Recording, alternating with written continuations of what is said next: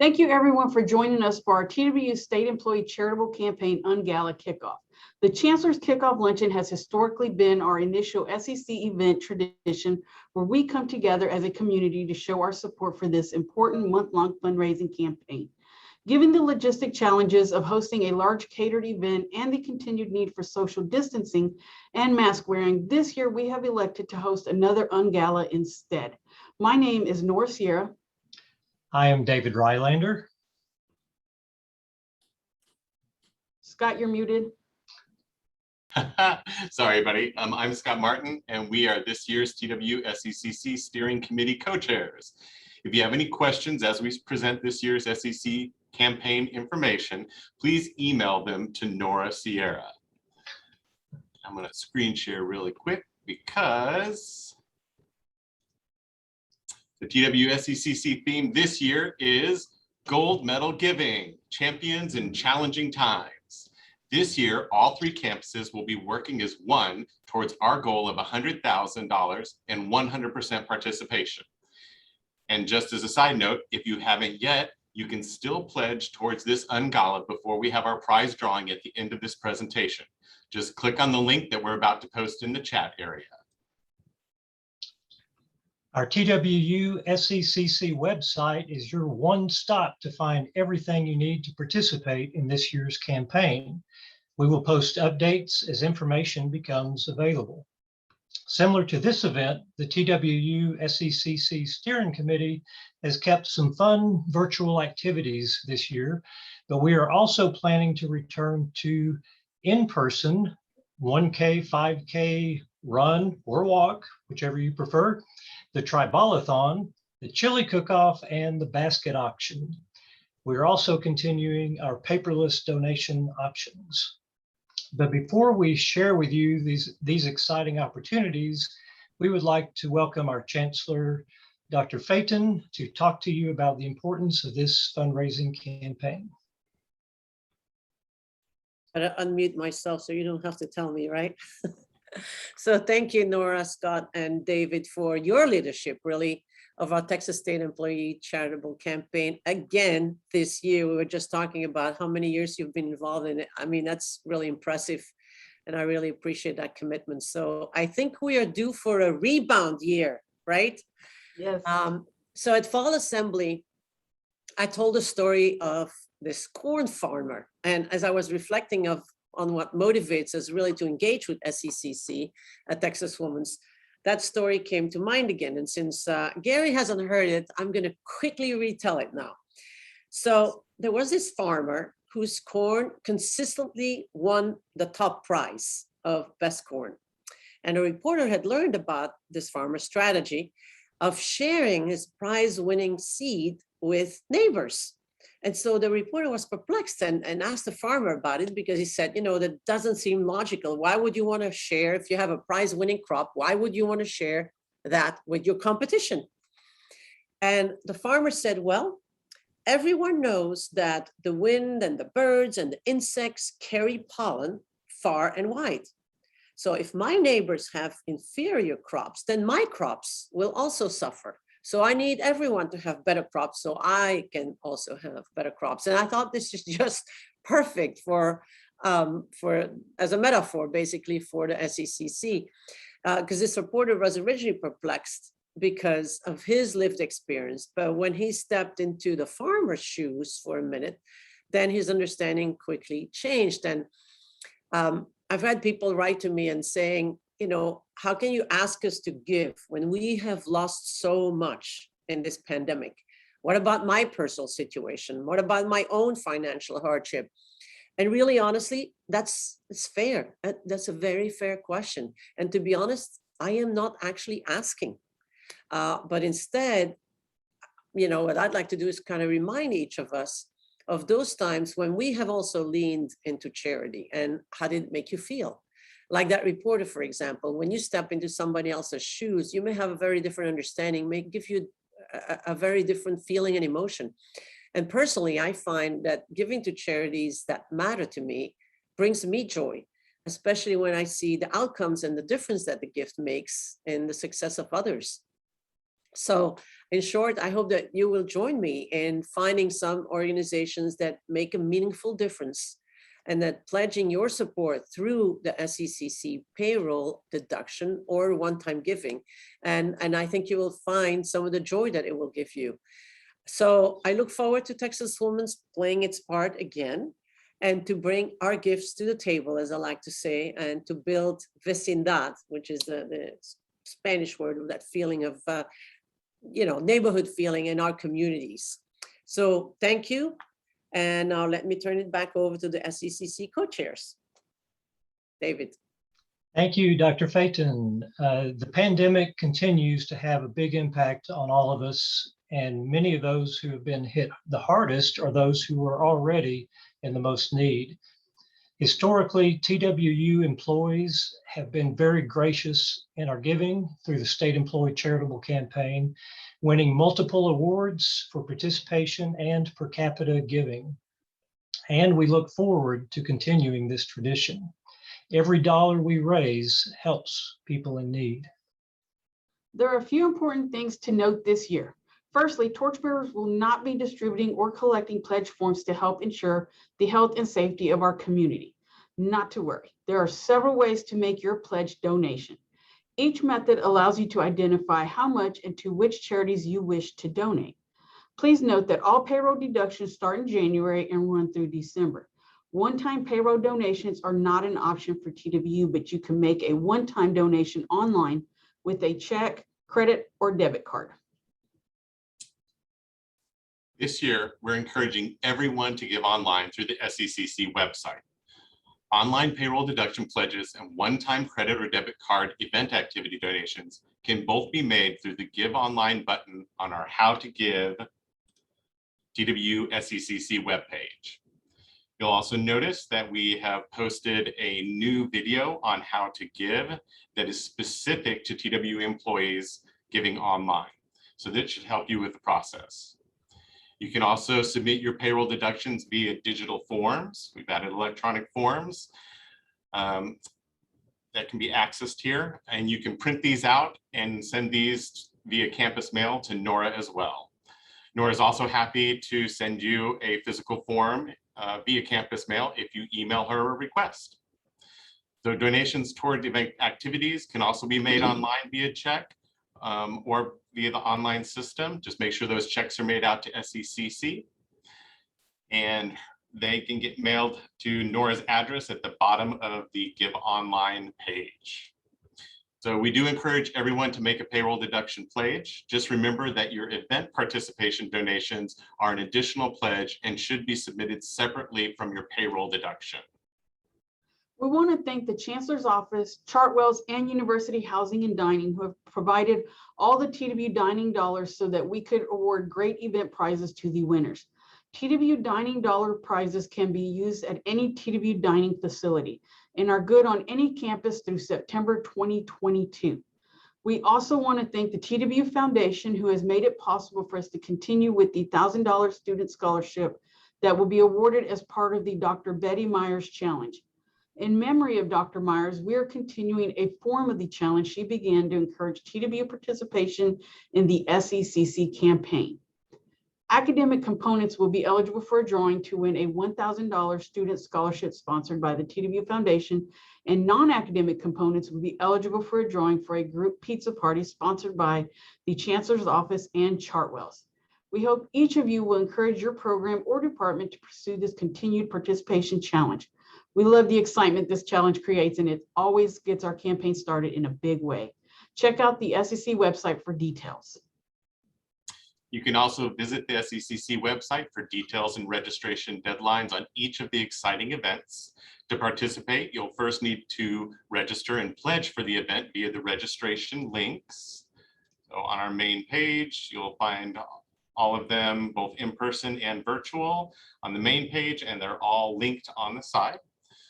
So you can then submit your donation through the online SECC donation portal via a one-time credit debit card donation, or you can send cash or checks made out to SECC via campus or snail mail to Nora on the address that we showed earlier. Know that you can wait until later in the month and submit one donation for all the events that you participate if you choose. For those who are eager to get back to some in-person events, here are some options we're bringing back this year. All right, who likes to run? Well, or even walk? We're bringing back the 1K or 5K fun run or walk. You have your choice, giving several options for people at different levels. This will be held on October 13th at noon. We are also bringing back the fun tribalathon with volleyball, dodgeball, and bowling. This will be on October 20th, 11:30 to 1:30. So get a team from your department or from different departments if you want. Get a fun team together and come out and have a good time at the tribalathon. Information and sign up is found on the SECC website. And we will have the chili cook-off and basket auction on October 28th, 11:30 to 1. We need everyone's support to contribute themed baskets that can be auctioned off. My favorite.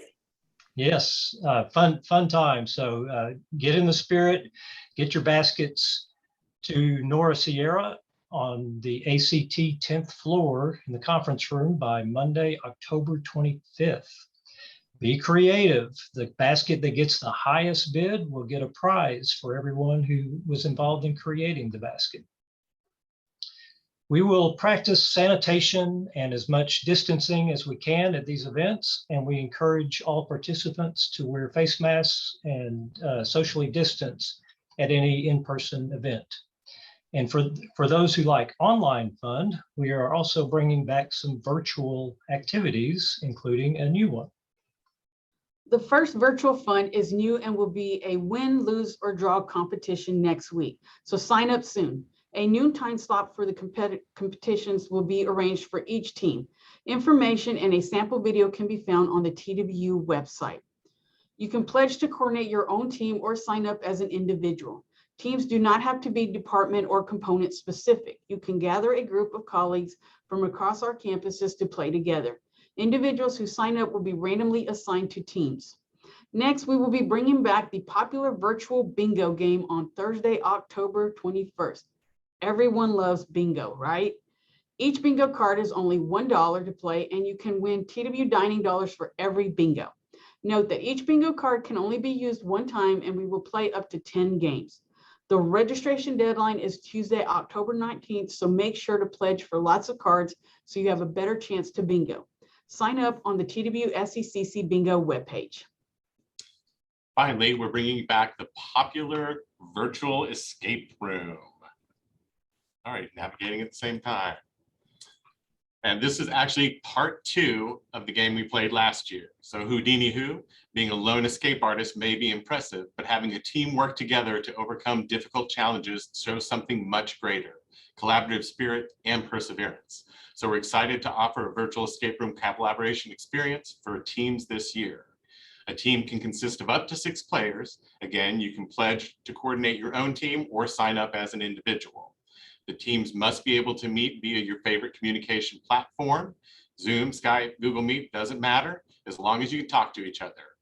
Participants in a group will need to coordinate a time to play together before the end of October. Each player on the top 3 teams will win TW dining dollar prizes. The most important thing to know is that we will not be able to assist you if you get stuck. You have to figure out how to escape these virtual game rooms as a team on your own.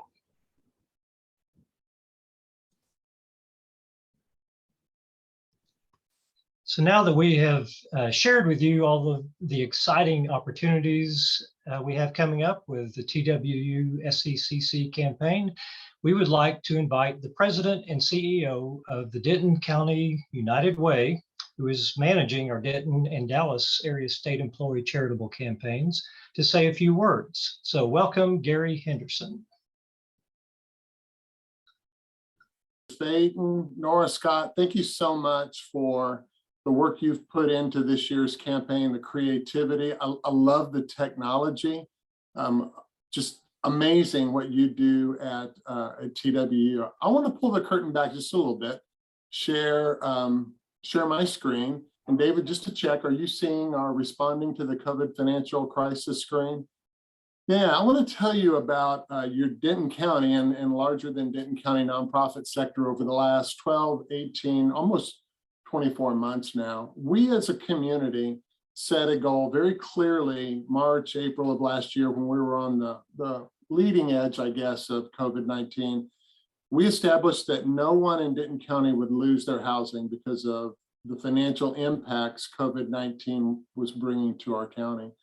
That's a bold statement, and it was backed up by Judge Andy Eads, the Denton County Commissioners Court. It was backed up by leaders, City of Denton, City of Louisville, just across the county. It was also backed up by your nonprofits that you support through the SECC campaign. This first slide I want to share with you, and it is incredible. This team has prevented a 1,000% increase in homelessness in Denton County over the last 18 months. We did that as a team by providing 17,000, and it's counting.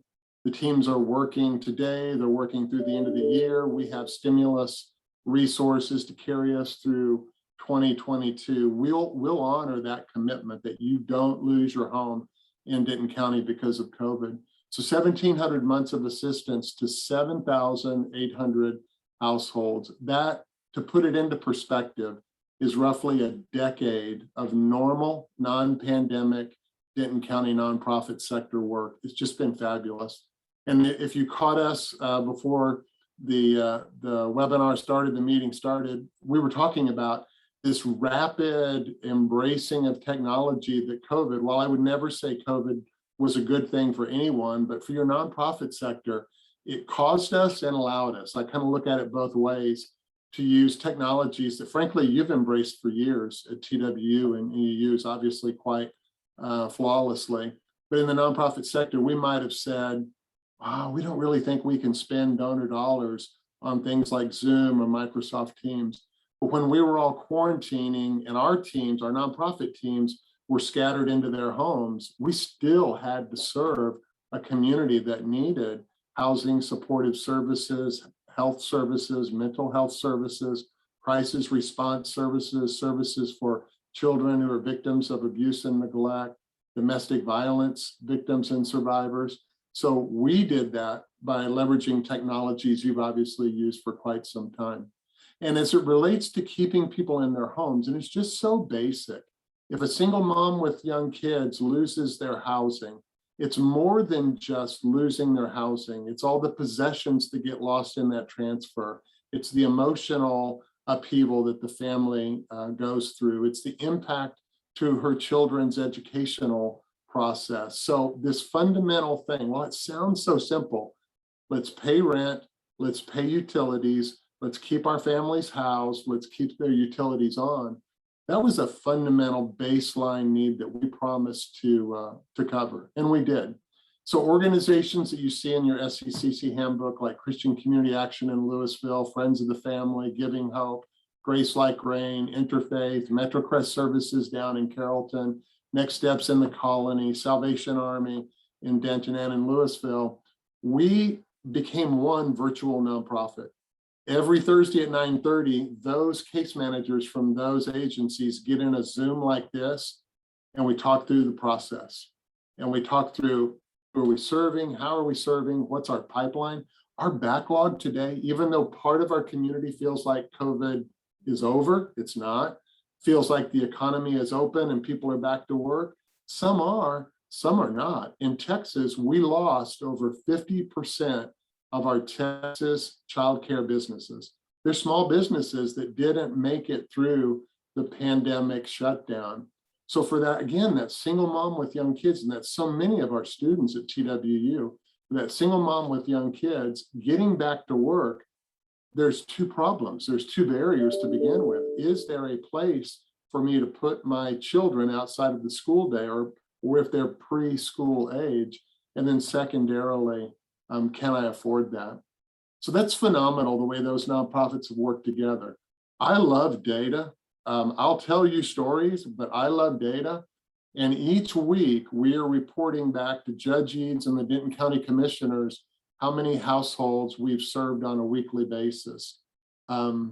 This is incredible. 2020 and 2021, the beginning of the pandemic, the first third of 2020, stair-stepped up to a second level of need, people going through their reserves, now reaching out. When we say you never know when you're going to need the help of a nonprofit, we're one event away from needing the help of a nonprofit for thousands of our households in this area. COVID and the pandemic was that one event that caused them for the first time to need to go to a nonprofit. And it was humbling. And in some cases, it was embarrassing. But our nonprofits stepped up to the scale and scope. And you can see as we entered the Thanksgiving and Christmas holiday period in 2020, we continued a third tier of households needing help. That week after Thanksgiving, partly because of that 3-day work week, that first week in December, 400 households needed help with rent and utilities, 400. And then we dropped back down to what felt like normal. So 2021, governor opens the economy, it's over, right? Beta variant is gone. There's something like a Delta variant, but we don't know much about it. Different scale, 400 was our peak in 2020. Now our peak is in the 150 range, but even a week ago, we were helping nearly 150 households stay in their home. Here's a challenge your Denton County nonprofits are facing. Landlords and tenants, for the first time since the pandemic started, now have no illusion of an eviction moratorium. Not at the federal, not at the state, not at the local level. The Supreme Court at the US level and the Texas level abundantly clear there is no protection for tenants. Landlords in the last 2 months, and this is that spike you're seeing here in the last couple of months, landlords have now reverted to pre-pandemic eviction behavior, while tenants are still feeling the financial burden of a pandemic that has either brought them back to work partially hours or partial pay.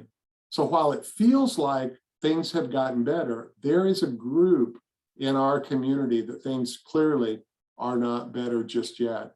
And those 8 nonprofits with United Way of Denton County, this help has been scattered 2020 and 2021 all across this amazing county. Of course, Denton making up 33%, that's not surprising. We have a lot of economically disadvantaged rooftops in the Denton proper community. Louisville coming in second, 21, 22%. Over 1,000 households, 1,500 households in Denton. That's not surprising. So half of the financial need for our families, Louisville and Denton. But look at Carrollton. That's interesting, another 10%, but this year almost 20%. In some areas you wouldn't expect help being needed, rural areas like Aubrey, Sanger. So what we have done virtually is created a one website repository where any household can fill out a screening, and they don't have to come to a nonprofit, but they'll get assigned to one of those 8 nonprofits. We're working as one, we're moving as one. I guess think of us as your virtual nonprofit marching band. We're just on the field, one performance, but all very different nonprofits, but working together in ways that I honestly did not think I would see in my nonprofit management lifetime. 5,922 households have received help just in 2021. 1,100 households we kept their utilities on. We have 400 households that we had to pivot and move them into a temporary motel stay because we've run out of capacity to rehouse people into permanent housing.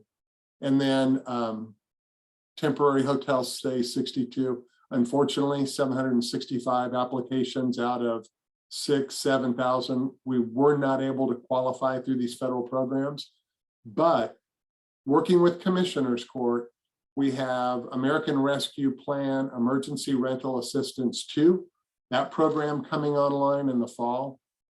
We know that we can keep households housed through all of 2021, all of 22, and that leaves our other nonprofits to receive your generous donations from the SECC campaign and do that other important work. I think this is the number I'm most proud of. These nonprofits working together have delivered over $11 million in direct housing assistance at an overhead rate of 6%. Even the federal government, the Treasury Department, allows our community a 10% administrative allowance. We don't want to use any more fees, dollars for personnel, for processing that we absolutely have to. So I'm so proud of the nonprofits whose staff are just stretching and straining to serve as many households as they possibly can. So who are we helping?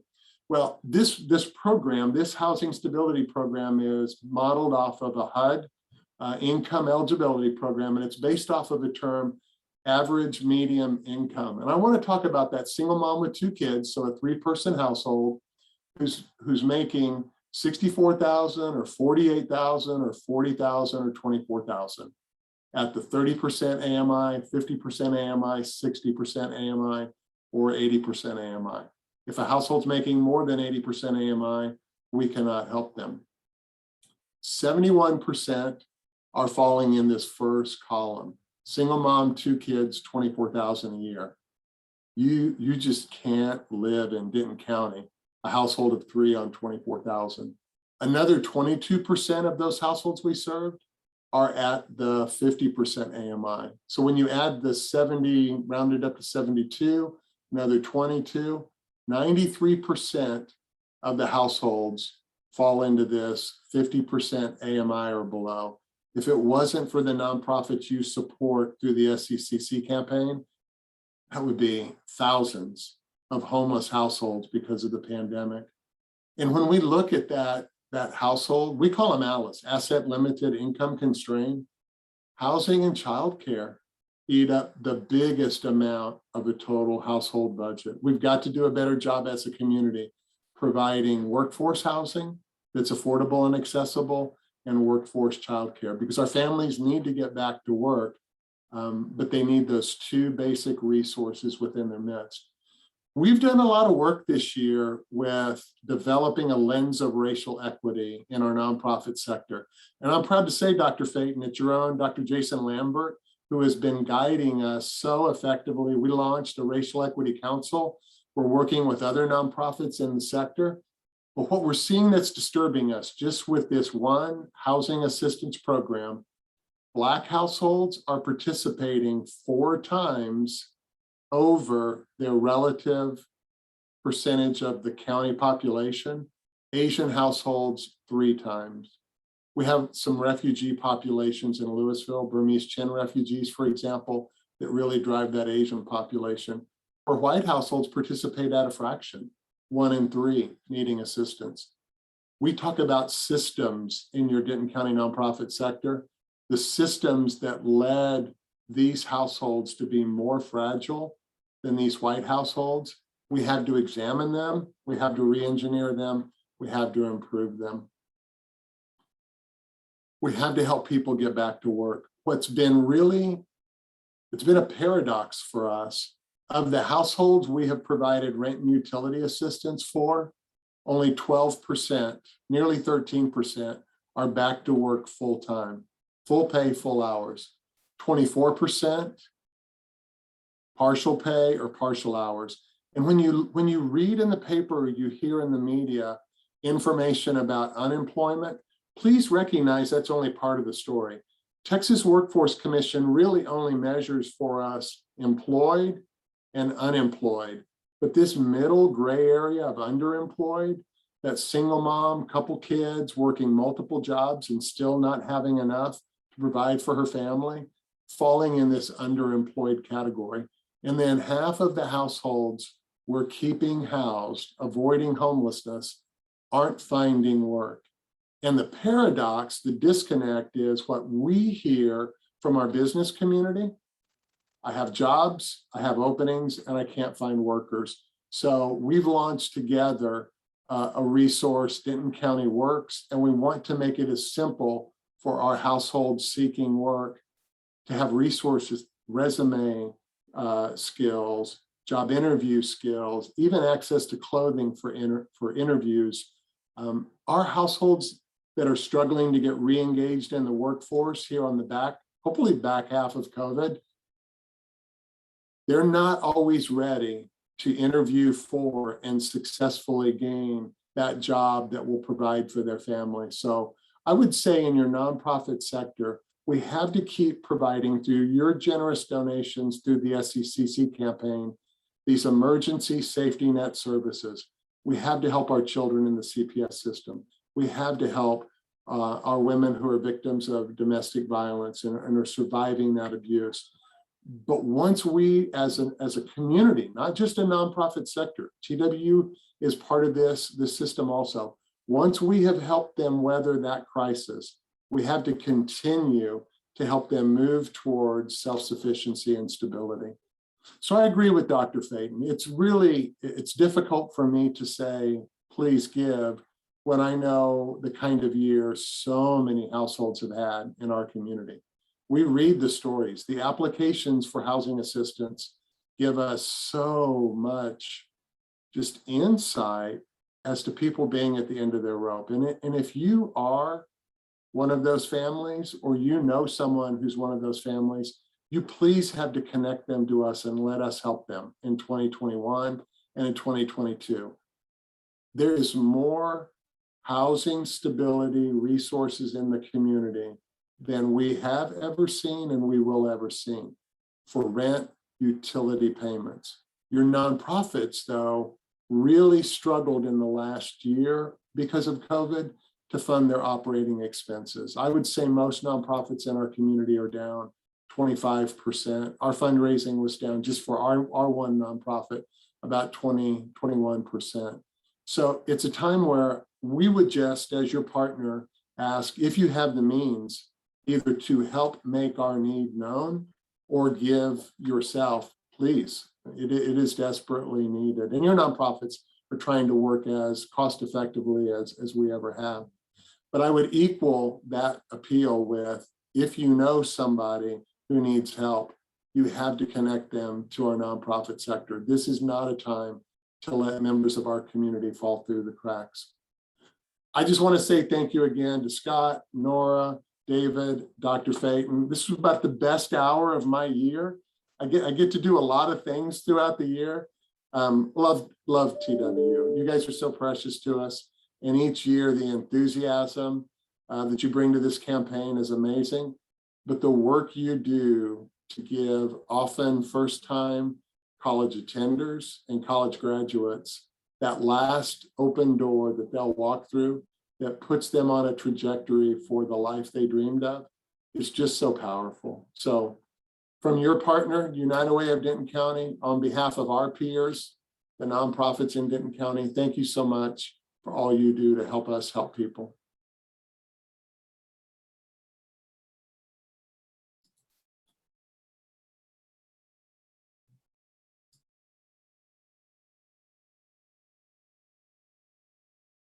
Oh, can you hear me? Gary too. Thank you, Gary. So we are at the conclusion, but before we leave, it's time for our prize drawing. So we have three $50 TWU dining dollar prizes to give out. Before I give them out, I want to thank Dr. Faden, Chartwells, and University Housing and Dining for making this possible. This did come from those groups. So let's go ahead and get these really quick. So the first person is Allie Peterson. Allie, congratulations. We will be reaching out to you to coordinate getting you that $50 in dining dollars. That one. And the next one. Let's see. Actually, Dr. Jennifer Martin. And our final contestant winner is Teresa Switzer from the Bursar's office. Congratulations, Teresa. So thank all of you for donating to our second UnGala that we've ever had. Mark this really quick and go back here. Okay. And also thanks to you, Gary, to Dr. Phaeton, our sponsors, our many SECC torchbearers who will be offering reminders and encouragements to participate during October. Thank you to everyone who participated and donated for this UnGala. We look forward to our fun SECC events throughout October and to making a positive impact in our communities. Remember, we each have an opportunity to do gold medal giving and be champions in challenging times. We look forward to seeing you at both the in-person and virtual events. Have a great rest of your week. Thank you all.